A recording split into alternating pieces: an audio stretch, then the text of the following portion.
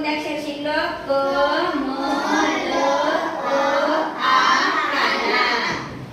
कला काना, मला काना, मला काना, आकाळीचा, वाचन पाठ, काका, मामा, लाला, काल, आलं, आला.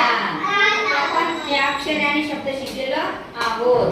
आता आपण काय करणार? पहिले बिटापासून अक्षरे शब्द बनवले, त्याचं काय घेणार आहे?